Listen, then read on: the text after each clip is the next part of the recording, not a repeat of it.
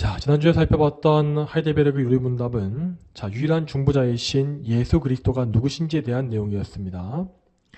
예수님께서는 하나님과 인간 사이를 중재하실 수 있는 자격을 갖추신 유일한 분이라고 하였습니다.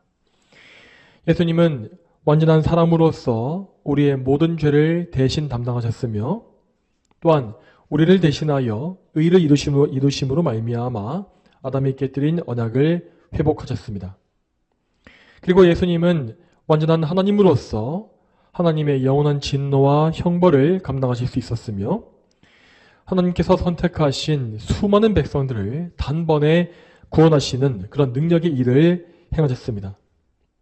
이처럼 예수님은 그분의 한 인격 안에 인성과 신성을 모두 가지고 계신 유일한 분으로서 죄인들을 위한 중보의 사역을 온전히 이루셨습니다. 자, 그리고 우리는 예수님께서 유일한 중보자라는 이 사실을, 이 진리를 성경을 통해서 알 수 있다고 배웠습니다. 하나님께서는 성자 예수님께서 우리의 중보자가 되신다고 하는 이 사실을 구약과 신약의 성경을 통해서 계시해 주셨습니다.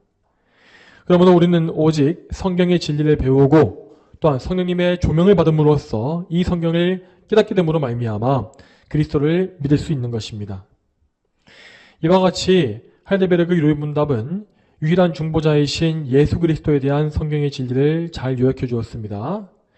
자, 그리고 여기에 이어서 이 요리문답은 구원을 위해서 우리가 알아야 할 핵심 교리들을 계속해서 가르치고 있습니다. 자, 그것은 참된 믿음이란 무엇인가 입니다. 우리는 그리스도께서 누구신지를 배워야 하지만 결코 배우는 것만 가지고는 구원받지 못합니다. 우리는 그분을 우리의 구원자요 주인으로 참되게 믿어야 합니다. 자, 그러면 이제 오늘 요리문답을 같이 읽어보겠습니다. 자, 오늘 함께 보게 될 요리문답은 제20문부터 23문까지입니다. 네, 질문하겠습니다. 20문입니다. 아담 안에서 모든 사람이 타락한 것처럼 그리스도에 의해서 모든 사람이 구원받습니까? 아닙니다. 진정한 믿음으로 그리스도에게 접목된 자만이 그의 모든 응답을 받을 수 있습니다. 21문입니다. 진정한 믿음은 무엇입니까? 진정한 믿음은 하나님께서 말씀 안에 우리에게 계시한 모든 것이 진실함을 알고 믿는 것일 뿐만 아니라 성령께서 복음을 가지고 우리 마음에 역사한 결과로서 발생된 확신입니다. 이것은 나 자신에게 뿐 아니라 다른 사람에게도 주시는 것인데 하나님께서 오직 은혜로 그리스도의 은덕에 근거해서 거저주신 죄 용서함과 영원한 의로움과 구원에 대한 확신입니다. 이 믿음은 성령께서 복음으로써 나의 마음 가운데 일하신 결과입니다. 자, 22문 하겠습니다. 그렇다면 그리스도인이 믿기 위해 필요한 것은 무엇입니까? 복음 안에 모든 것이 우리에게 약속되어 있습니다. 이것은 그리스도인의 믿음에 대한 조항들로 요약되어 있으며 우주적이며 의심할 수 없는 것입니다. 23문입니다. 믿음에 대한 조항들은 무엇입니까? 사도신경입니다. 아멘. 자, 오늘 요리문답은 오직 믿음으로만 받는 구원에 대해서 정확한 교리를 말해주고 있습니다. 자, 그런데 이제까지 대부분의 사람들은 믿음과 관계가 없이 손쉽게 받는 구원을 항상 더 좋아했습니다. 이것은 죄인의 타락한 본성 때문입니다. 죄인은 본성적으로 영적인 부주의함과 경솔함을 가지고 있는데 그 이유는 그들이 아담 안에 있는 상태에서 태어나기 때문입니다. 그들은 아담으로 말미암아 타락하고 부패하게 되었으며 아담 안에서 함께 정죄를 받았습니다. 그리고 그 상태에 그대로 있는 자들은 결코 구원을 받을 수가 없지요. 오늘 요리문답에 20문에 나와 있는 것처럼 죄인이 살기 위해서는 진정한 믿음으로 말미암아 그리스도께 접붙임을 받아야 합니다. 그리고 그리스도께서 주시는 모든 은혜를 받음으로써 죄에서의 구원을 받아야 하는 것입니다. 이 요리문답의 내용은 믿음으로 구원받는 원리가 무엇인지를 잘 말해주고 있습니다. 우리는 먼저 성경에 나온 진리대로 그리스도를 믿어야 하는데 그 믿음은 우리가 결단하는 것이 아니라 성령을 통해서 우리에게 주어지는 것입니다. 성령께서는 택함받은 자들에게 믿음을 주시며 그 믿음을 통해서 성령으로 말미암아 그리스도께 접붙여지게 하십니다.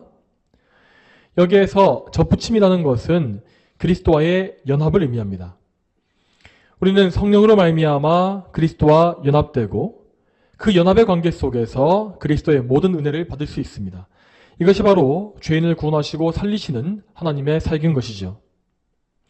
그리고 여기에서 또 중요한 것은 또 한 가지 사실은 오직 그리스도를 믿어서 그분과 연합된 자만이 구원받는다라고 하는 진리입니다. 자, 이 진리는 너무나 명백한 진리이지만 그 해석에 있어서 몇 가지의 다른 의견이 나뉘어서 다투고 있습니다. 먼저 우리 개혁파 장로교인들은 이 칼빈주의의 제한속죄 교리를 믿습니다. 제한속죄의 교리라는 것은 예수님께서 오직 택함받은 백성들을 위해서만 죽으셨다라고 하는 교리입니다. 물론 예수님께서 이루신 구속의 공로는 이 모든 전 인류를 다 구원하고도 남을 만큼 무한한 가치와 능력이 있는 공로입니다. 하지만 그 공로는 오직 하나님께서 구원하기로 예정하신 자들을 위해서만 이루어진 것이죠. 자, 이것은 분명히 신약 성경과 교부들에게서 이어져 내려온 성경의 교리입니다. 그런데 이 세상에는 이 성경적인 정통 교리에 반대하는 잘못된 구원론이 너무나 많이 있습니다. 자, 그들 중에는 대표적으로 이 펠라기우스주의와 아르미니안주의가 있습니다. 이 두 가지 교리 체제는 공통적으로 믿음을 사람의 결단을 가지고 가질 수 있다고 주장합니다. 다시 말해서 그들은 예수님을 믿고 구원받는 것이 하나님의 예정에 달려 있다고 믿지 않는 것입니다. 그들은 구원받는 백성의 그 수요가 미리 정해져 있다고 하는 성경의 교리를 혐오하며 사람들이 얼마든지 스스로 믿기를 선택하여서 구원받을 수 있다고 믿는 것이죠. 자, 그런데 여기에는 아주 심각한 오류가 있습니다. 그들은 이렇게 예정의 교리를 부정함으로 말미암아 그리스도의 은혜를 모든 사람에게 다 적용해버리는 오류를 범한 것입니다. 이들에 따르면 그리스도께서는 누가 구원받을지와 관계가 없이 그저 무작위로 모든 사람을 위해서 다 죽으신 것이 됩니다. 자, 그렇다면 끝까지 인생 끝까지 그리스도를 믿지 않고 죽은 사람에 대해서는 예수님의 그 사역과 은혜가 실패한 것이 되는 것이죠. 다시 말해서 그들을 위해서 흘려진 예수님의 보혈은 헛되게 버려진 것이고, 그러면 예수님은 너무나 많은 사람들을 구원하는 데에 실패한 실패자가 되시는 것입니다. 자, 이것이 바로 펠라기우스주의와 아르미니안주의의 심각한 오류입니다. 그들은 사람의 이해 수준 안에서 성경의 교리를 믿으려 한 결과로 해서 이렇게 예수님을 무능한 실패자로 만들어버린 것입니다. 그러나 안타깝게도 오늘날 이 세상의 기독교회에 다수를 점거하고 있는 교리는 바로 이 펠라기우스와 아르미니우스의 교리입니다. 자, 지금의 이 상황은 현대 교회가 얼마나 인본주의와 자유주의 신학에 쩌들어 있는지를 여실히 보여주는 것입니다. 자, 이러한 오류를 범하고 있는 사람들은 우리 칼빈주의 교리를 가리켜서 칼빈이 독단적으로 주장한 교리라고 말합니다. 하지만 그것은 사실이 아닙니다. 대표적으로 기독교 정통신학의 기틀을 마련했던 교부 어거스틴은 분명히 하나님의 예정과 선택에 의한 구원을 가르쳤고, 또한 구원으로 예정된 자들에게만 은혜가 주어진다고 하는 제한속죄 교리 역시 말했습니다. 자, 칼빈이 행했던 일은 교회 초기에 교부들이 마련해 놓았던 신학을 재발견해서 정교하게 다듬고 체계화시킨 그것이었습니다. 따라서 제한속죄의 교리를 칼빈의 독단적인 주장이라 말하는 것은 대단히 잘못된 것입니다. 자, 또한 어거스틴과 칼빈과 같은 신학자들은 제한속죄의 교리를 결코 스스로 구원해낸 것이 아닙니다. 그들은 오직 성경을 면밀히 연구한 결과로 해서 그 교리를 성경에서 발견한 것이죠. 그러면 제한속죄 교리를 가르치고 있는 성경의 말씀들을 찾아보겠습니다. 자, 이 구절들은 중요하기 때문에 간단하게 메모해 놓으시면 유익할 것입니다. 자, 먼저 마태복음 1장 21절 말씀은 말씀하시기를, 자, 예수님께서 자기 백성을 그들의 죄에서 구원하실 것이다 라고 했습니다. 자, 이 말씀은 마태복음 1장 21절 말씀입니다. 자, 이 구절은 명백히 구원의 대상을 하나님의 백성으로만 한정짓고 있죠. 또한 다음으로 에베소서 5장 23절 말씀은 그리스도께서 교회의 머리이시며 교회의 구주이시다라고 말합니다. 자, 에베소서 5장 23절입니다. 자, 즉 그리스도께서는 오직 택함을 입어서 교회에 들어온 백성만을 위해서 죽어주신 구주이시다라는 것이죠. 또 다음으로 요한복음 10장 11절도 말씀하시기를 예수님께서 자기 양들을 위해서 목숨을 내어놓으셨다라고 했습니다. 자, 요한복음 10장 11절 말씀입니다. 그리고 마지막으로 갈라디아서 2장 21절 말씀을 같이 한번 보겠습니다. 갈라디아서 2장 21절 말씀. 나는 하나님의 은혜를 헛되게 하지 않는다. 의가 율법으로 말미암는다면 그리스도께서는 헛되이 죽으신 것이 된다. 아멘.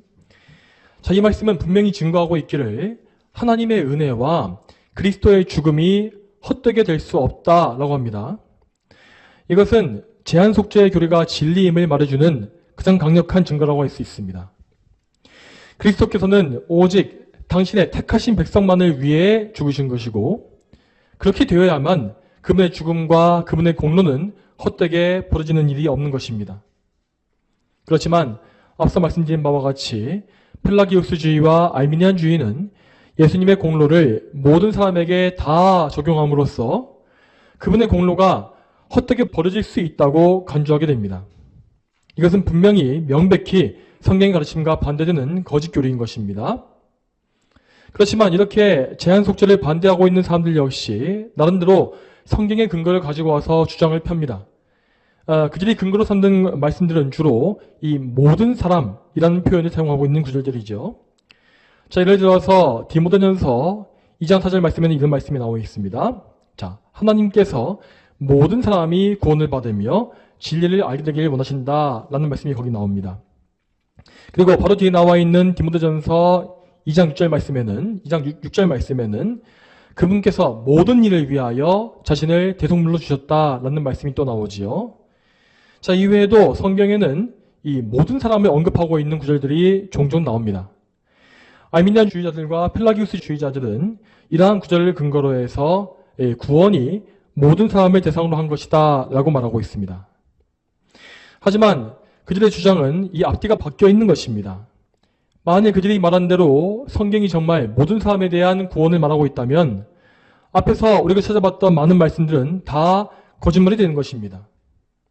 그렇지만 성경은 오류가 없는 하나님의 말씀으로서 그 안에 충돌되거나 모순되는 것이 전혀 없는 책입니다. 자, 그러므로 사실 아까 우리가 보았던 디모데전서 2장의 말씀들은 자, 거기서 나와 있는 모든 사람이라는 것은 절대 모든 인류 개개인 전체를 다 말하는 것이 아닙니다. 자, 이것은 먼저 민족과 나라에 속한, 자, 모든 민족과 나라에 속한 모든 종류의 사람을 말하는 것이고, 또한 모든 선택받은 사람을 가리키는 말이라고 할 수 있습니다. 자, 이제 다음으로 21문을 보겠습니다.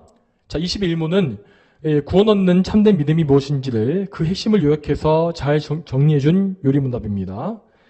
먼저 21문 답변의 맨 첫 문장을 보게 되면 진정한 믿음은 하나님께서 말씀 안에 우리에게 계시한 모든 것이 진실함을 알고 믿는 것이다 라고 되어 있습니다.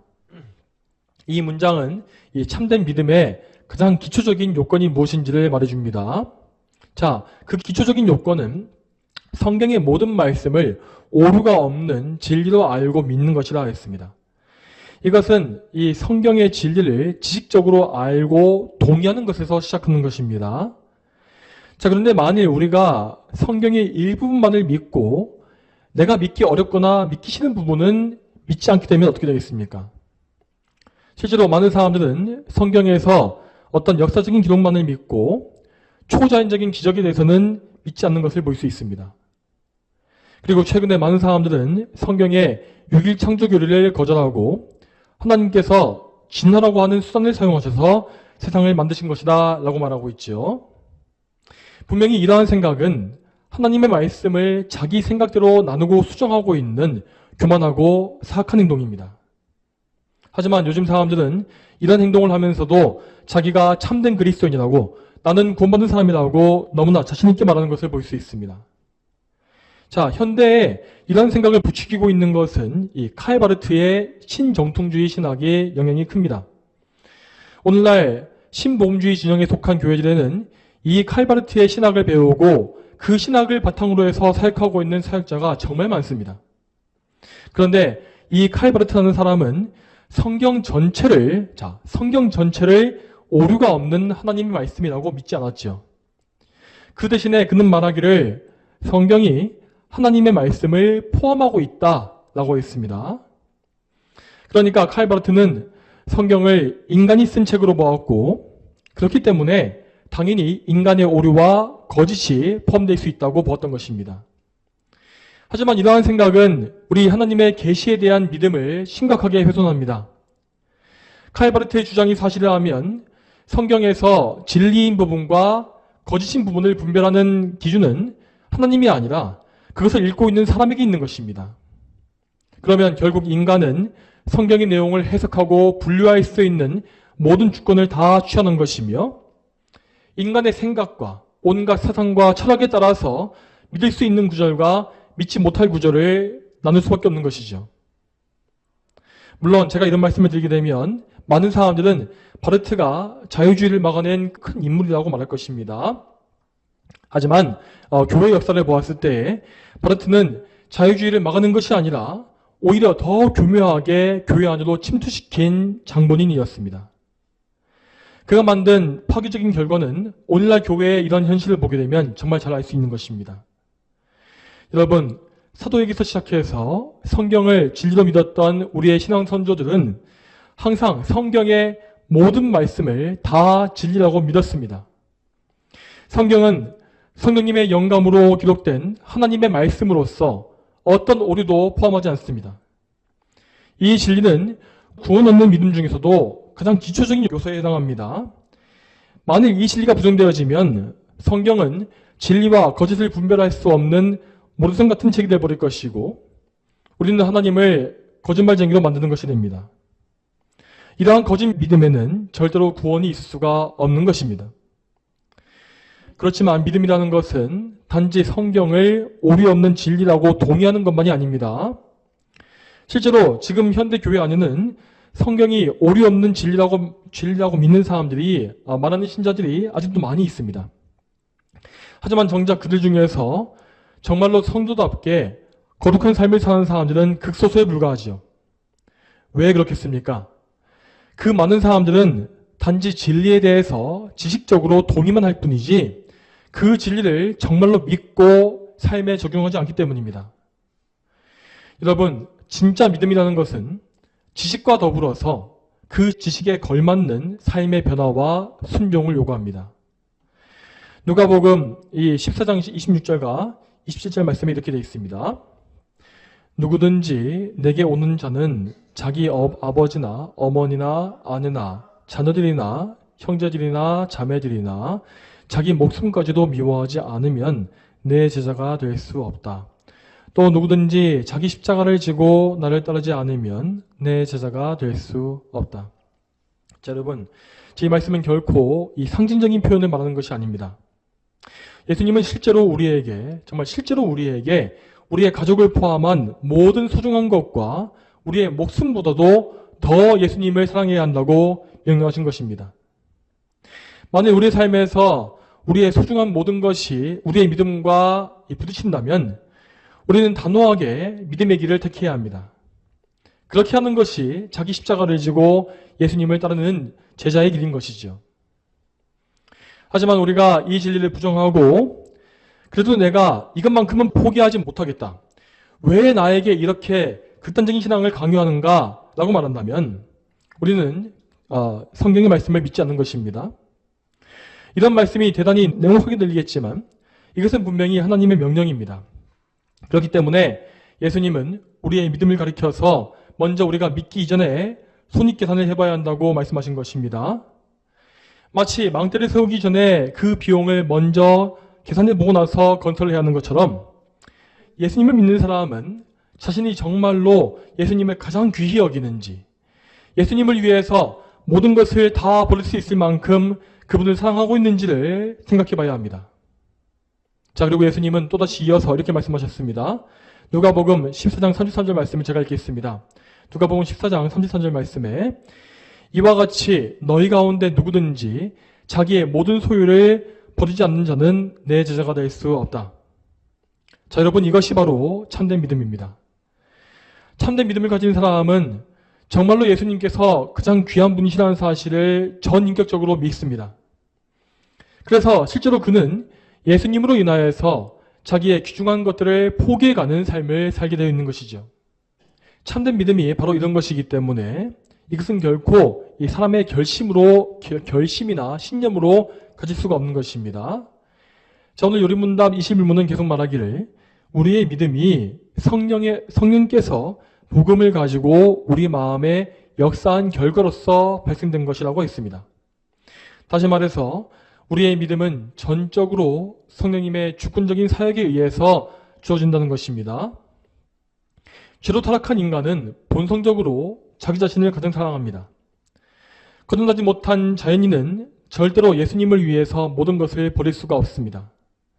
오직 성령님의 역사로서 거듭나서 새로운 성품에 참여한 사람, 그리스도께 연합되어서 그분께 붙잡힌 사람만이 그리스도를 따르는 참된 믿음을 가질 수가 있는 것이죠. 그리고 계속 이어서 요리문답은 이 믿음을 나 자신에게뿐 아니라 다른 사람에게도 주신다라고 하였습니다. 이 교리는 택함받은 성도들로 이루어진 교회가 무엇인지를 간략하게 말해주고 있습니다. 주님의 몸된 교회에는 정말로 셀 수 없이 많은 백성들이 있다고 하였습니다. 그들은 모두 우리와 똑같이 그리스도께서 구원하신 자들로서 모두 그분의 몸에 연합되어진 참된 성도입니다.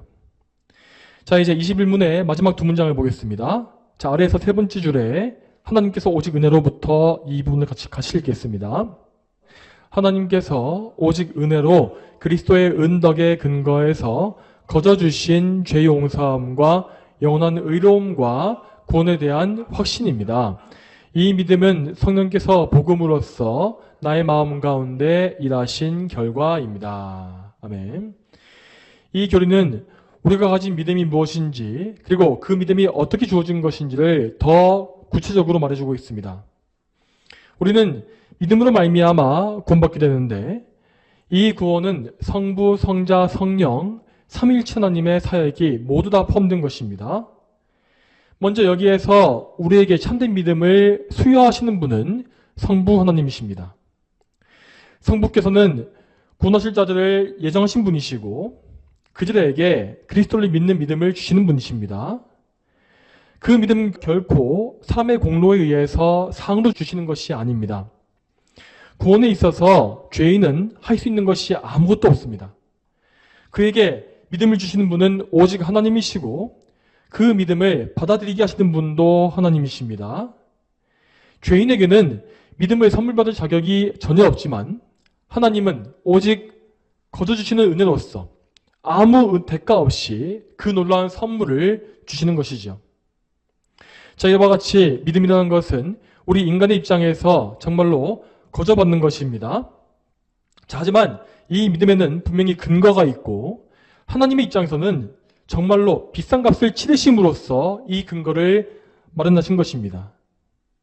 이 믿음의 근거라는 것은 바로 예수 그리스도의 공로라고 했습니다. 자, 그러면 그리스도의 공로에는 무엇이 포함되어 있겠습니까?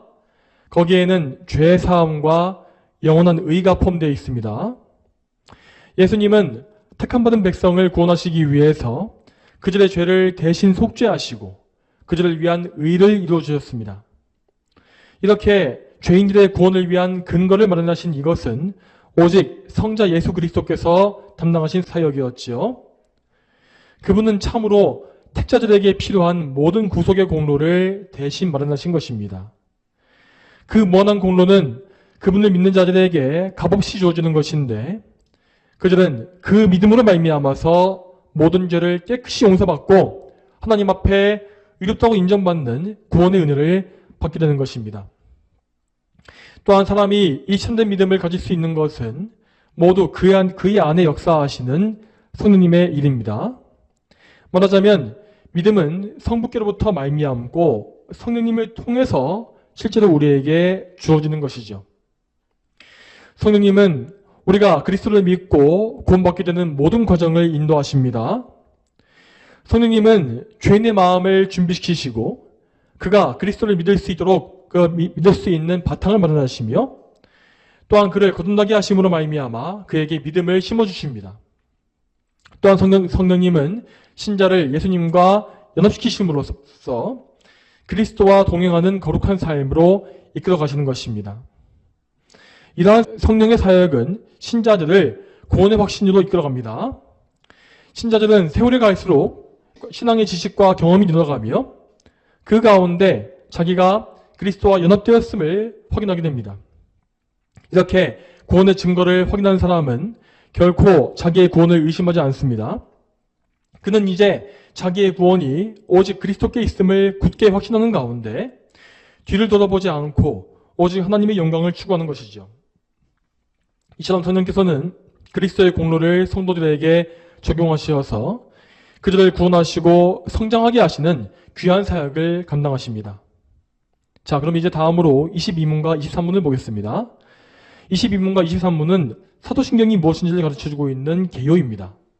먼저 22문을 보게 되면 참된 믿음이 복음의 약속에 기초를 두고 있다라고 했습니다. 자, 여기에서 복음의 약속이란 무엇이겠습니까? 이것은 곧 만물의 근원이신 삼위일체 하나님을 아는 지식이며 또한 그 삼위일체 하나님께서 우리를 구원하시기 위해서 행하신 일에 대한 진리라고 할 수 있습니다. 자, 이 복음의 약속이 가장 잘 요약되어 있는 것은 바로 사도신경이죠. 사도신경은 교회 역사에서 최초로 등장한 신앙 고백으로서 교회 초기의 성도들이 복음의 핵심을 알고 고백하는 데에 유용하게 사용됐던 것입니다. 이 신앙 고백에 사도신경이라는 이름이 붙은 이유는 이것이 사도들의 가르침을 요약한 것이기 때문입니다. 이 사도신경 자체를 사도들이 직접 기록한 것인지를 알 수가 없습니다. 하지만 분명히 이 신앙 고백은 신약성경에 나와 있는 복음의 핵심을 가장 잘 요약하고 있습니다. 물론 사도신경은 이 성경 본문 그 자체는 아니기 때문에 성경과 동등한 권위를 가지지 못합니다.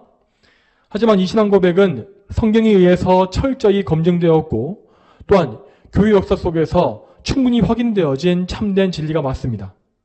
따라서 사도신경은 그 어떤 경우에도 의심받거나 부정될 수가 없는 것입니다. 사도신경은 이단과 정통을 분별할 수 있는 참된 기준으로 사용되어 있는 것이죠.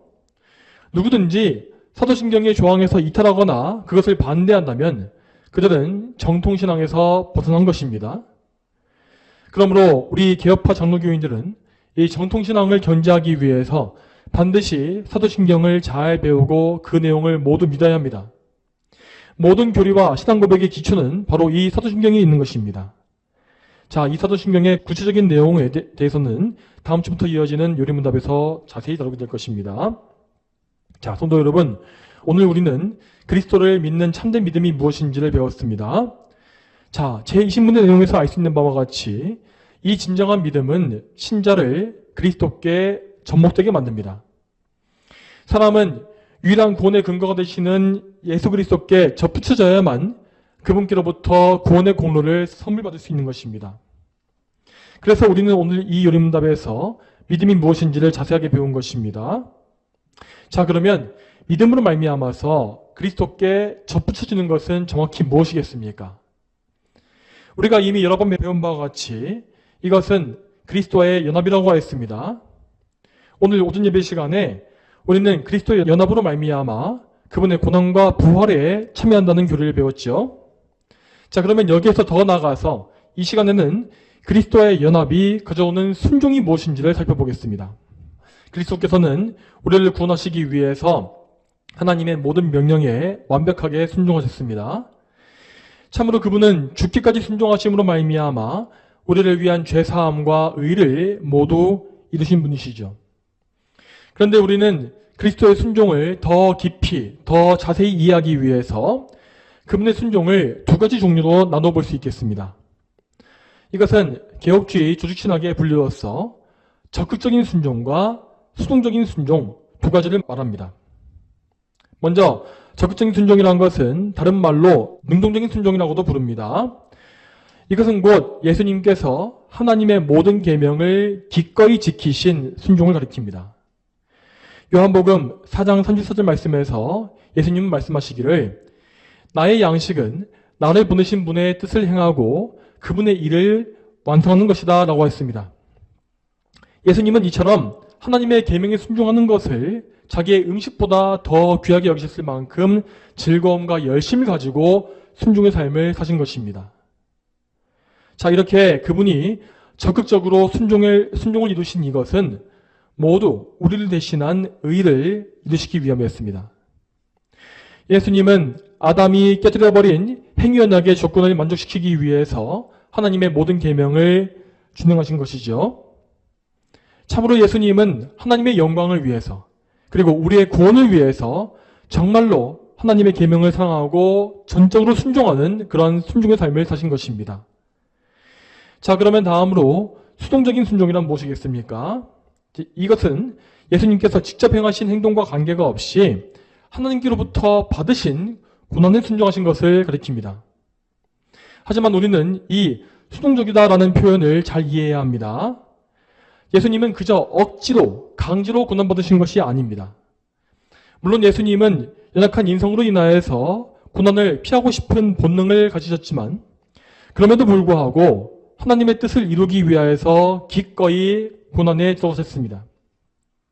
성부 하나님은 택하신 백성을 구원하시기 위해서 예수님께 고난 주시는 것을 기뻐하셨으며 예수님은 기꺼이 그분의 뜻에 순종하심으로 말미암아 고난의 멍에를 지신 것입니다. 자, 이 수동적인 순종에 포함되는 것은 예수님께서 마귀에게 시험받으신 것과 원수들에게 미움받으신 것, 그리고 십자가의 고난과 죽음을 당하신 것이 있습니다. 예수님은 이 수동적인 순종을 통하여서 우리가 받아야 할 죄의 형벌을 담당하셨습니다. 참으로 예수님은 우리가 죄 때문에 가지게 된 삶의 모든 짐을 대신 져주신 것이고 또한 죄로 인해 마땅히 받아야 할 모든 진노와 형벌을 다 받아주셨습니다. 이처럼 예수님께서 기꺼이 고난에 순종하심으로 말미암아 우리는 죄사함과 나음을 입었고 하나님과 화목한 관계에 들어간 것입니다. 자, 성도 여러분, 우리가 진정 믿음으로 말미암아 그리스도와 연합되었다면 우리는 반드시 그분의 순종에도 연합되어야 할 것입니다. 이 말은 곧 우리의 삶에서 예수 그리스도를 닮은 순종의 모습이 나타나야 한다는 것이죠. 이 순종의 열매에 대해서 말씀하시는 로마서 말씀을 찾아보겠습니다. 로마서 6장 6절과 7절 말씀입니다. 로마서 6장 6절과 7절 말씀. 우리가 아는 대로 우리의 옛사람이 예수님과 함께 십자가에 못 박힌 것은 죄의 몸이 멸하여 우리가 다시는 죄에게 좋은 노릇하지 않게 하려는 것이니 죽은 자는 이미 죄에서 해방되었다. 아멘. 이 말씀과 같이 우리는 예수님과 연합됨으로 말미암아 죄에서 좋은 노릇하는 옛 삶에서 해방되었습니다. 이제 우리 안에 사는 사람은 이 정욕을 따르는 나의 옛 사람이 아닙니다. 이제 우리 안에 사시는 분은 내가 아니라 그리스도 예수님이십니다. 이제 그러므로 그분과 연합되어진 성도에게서는 반드시 그들 안에 계시는 그리스도의 순종이 나와야 한다는 것이죠. 우리는 그리스도의 적극적인 순종에 연합해야 합니다. 그래서 우리는 하나님의 계명에 기꺼이 순종해야 합니다. 우리는 하나님의 계명이 무엇인지를 더 정확히 알기 위해서 성경을 연구해야 하며 그 연구한 지식을 실제로 행하기 위해서 항상 마음과 뜻을 다해야 합니다. 하지만 그 순종은 결코 우리의 힘으로 행할 수 없기 때문에 우리는 늘 하나님께 간구함으로써 순종의 능력을 얻어야 하는 것이죠. 자, 그리고 참된 성도에게 계명에 불순종하는 것은 가장 큰 근심거리가 될 수밖에 없습니다. 그는 하나님께 벌을 받을까봐 근심하는 것이 아닙니다. 그는 그 안에 계신 그리스도로 말미암아서 참된 근심, 죄를 미워하고 슬퍼하는 참된 근심을 하게 되는 것이죠. 이러한 근심은 죄를 슬퍼하는 마음을 낳게 되고 또 죄를 슬퍼하는 마음은 곧 자기에게 남아있는 죄성에 대한 미움으로 이어집니다. 그렇게 되면 그는 더욱더 자기 옛사람을 십자가에 못 박아 죽이기 위해서 그리스도의 은혜에 매달리며 죄를 회개하고 하나님께 능력을 간구하는 참된 기도를 올리게 되는 것이죠. 그리고 이러한 모든 과정은 그리스도인에게 전혀 짜증나는 일이 아닙니다. 물론 때때로 그는 지치고 낙심하겠지만 그럼에도 불구하고 그리스도께서는 그에게 계명을 사랑하고 즐거워하는 마음을 부어주십니다. 그러므로 성도는 그리스도를 따라감으로써 점점 더 기꺼이 더 기쁨과 즐거움을 가지고서 계명에 순종하는 삶을 살 수 있는 것이지요. 자, 그리고 다음으로 참된 성도는 반드시 그리스도의 수동적인 순종에도 연합되어야 합니다. 여러분, 이것은 우리가 죄를 지음으로써 마땅히 받아야 하는 징계를 말하는 것이 아닙니다. 자, 이런 수동적인 순종이라는 것은 곧 성도에게 허락되는 모든 믿음의 시험과 연단과 고난을 가리키는 것입니다. 성도는 남에게 잘못을 행치 않았음에도 불구하고 그의 믿음 때문에 그가 예수님을 믿는 것 때문에 미움과 핍박을 받게 되어 있습니다. 또한 그는 믿음의 길을 가기 위해서 인간관계에서 불화를 겪기도 하지요. 또한 하나님은 그의 믿음을 더욱더 강화시키기 위하여서 그의 삶에 이해할 수 없는 고통을 주실 때가 있습니다. 자, 물론 성도는 본능적으로 이러한 고난을 싫어할 수밖에 없고 어떻게든 그 고난을 피하고 싶어 합니다. 그리고 그의 믿음이 약할 때에는 하나님의 섭리에 항의하거나 따지는 경우도 생기는 것을 볼 수 있습니다. 하지만 하나님은 절대 성도를 이렇게 어린아이의 수준에 방치하지 않으십니다. 하나님은 성도들에게 고난을 주심으로 말미암아서 그에게 순종을 가르치십니다. 자, 이 길은 그들의 머리이신 예수님께서 먼저 가신 바 있었던 길입니다. 히브리서 5장 8절과 9절 말씀에 이 말씀 제가 읽겠습니다. 히브리서 5장 8절과 9절 말씀.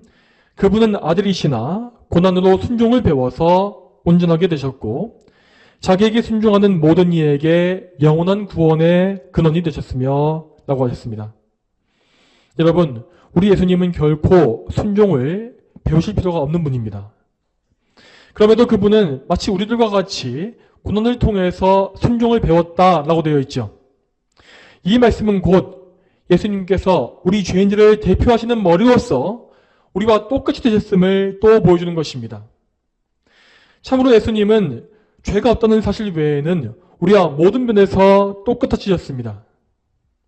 그분은 우리를 대신하여 먼저 고난에 순종하심으로써 우리를 위한 구원의 근원이 되어주신 것입니다. 성도 여러분, 그러므로 우리는 그분의 고난에 기꺼이 동참하는 자들이 되어야 할 것입니다.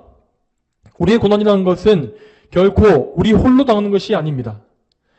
우리는 그리스도의 몸에 속한 지체로서 그리스도와 함께 고난받는 것입니다. 따라서 우리의 머리가 되신 예수님은 몸에 속해 있는 우리가 당하는 모든 고통을 함께 슬퍼하시고 아파하시며 긍휼히 여기고 계신 것입니다. 우리는 이 사실을 분명히 알아야 합니다. 우리가 믿음의 시험을 통과하고 불같은 연단을 받고 있을 때에 우리 하나님은 분명 우리와 늘 함께하고 계십니다. 먼저 우리 안에는 성령께서 늘 계시지 않습니까? 그리고 성부 하나님과 성자 예수님은 우리 안에 내주하시는 성령님을 통해서 항상 우리와 함께 거하시는 것입니다. 그러므로 언제 어떤 상황을 만날지라도 우리는 절대 혼자가 아닙니다. 참으로 삼위일체 하나님은 우리의 모든 고난 가운데서 우리에게 힘을 주시며 참된 지혜와 능력 그리고 위로를 더해주실 것입니다. 그러므로 성도 여러분, 예수님의 고난에 참여하는 것을 두려워하지 마십시오. 우리가 그분의 고난에 연합하는 것은 곧 우리에게 순종의 열매를 맺게 하시는 하나님의 뜻입니다. 우리가 받는 믿음의 고난은 우리가 하나님의 자녀라고 하는 결정적인 증거를 보여주는 것입니다. 그러므로 우리는 언제 어디서나 하나님께 감사할 수 있으며 그리스도와 연합함으로 말미암아서 거룩한 삶을 살 수가 있는 것입니다. 자, 마지막으로 여러분께 당부의 말씀을 한마디 드리겠습니다. 사랑하는 여러분, 여러분에게서 그리스도와 연합되어진 증거가 나타나고 있는지를 확인하시기 바랍니다. 오늘 말씀에서 들으신 바와 같이 여러분이 참된 믿음으로 말미암아 그리스도와 연합되어 있다면 여러분은 분명히 예수님 안에 거하고 있는 것입니다. 그렇다면 반드시 여러분은 그분의 순종에 연합되어 있는 삶의 열매를 보여야 합니다. 만일 반대로 여러분에게서 이런 순종의 연합이 보여지지 않는다면 절대로 그 사실을 외면하거나 회피하지 마십시오. 다시금 믿음의 기초에 돌아가시기 바랍니다. 그리고 여러분이 정말로 참된 믿음을 가진 것인지를 돌아보십시오. 여러분은 참으로 여러분의 죄를 각성하고 그리스도를 믿음으로 말미암아 죄 용서의 확신을 얻으셨습니까? 또한 여러분은 정말로 하나님 앞에 의롭다고 여김받아서 그분 앞에 담대히 나갈 수가 있는 확신을 갖고 계십니까? 이러한 믿음이 없다면 여러분은 아직 그리스도를 참되게 믿는 것이 아닙니다. 여러분은 반드시 먼저 그리스도를 참되게 믿는 좁은 길로 통과하셔야 합니다. 여러분의 죄인됨을 직면하고 두려움과 떨림으로 그리고 애통하는 마음으로 그리스도를 굳게 붙잡으십시오. 그래야 하면 하나님은 반드시 여러분에게 믿음의 선물을 주실 것입니다. 다 함께 기도하시겠습니다. 하나님 아버지, 오늘도 이 요리문답의 거룩한 교리와 성경의 말씀들을 통하여서 우리가 예수 그리스도를 믿는 것이 무엇인지를 다시 한번 보게 하심에 감사드립니다. 우리가 참된 믿음에 대해서 너무나 많이 듣고 또 보고 있지만 하지만 정작 우리가 이 믿음을 정말 다시 한번 볼 때마다 이 믿음에 대한 성경의 교리를 볼 때마다 참으로 생소하고 이것이 우리 안에 너무나 부족하다는 사실을 보게 됩니다. 특별히 저희 안에 예수님의 순종과 연합되어진 그 순종이 나오고 있는지를 볼 때에 참으로 저희는 하나님 앞에 순종의 열매가 없다는 사실을 통감하게 되고 참 눈물과 회개, 애통함으로 하나님께 나갈 수밖에 없음을 고백합니다.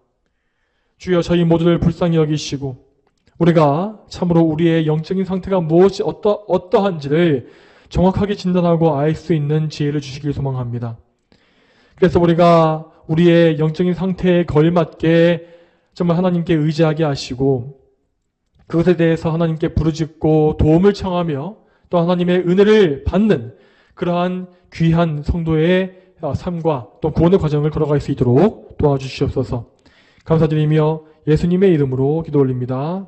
아멘.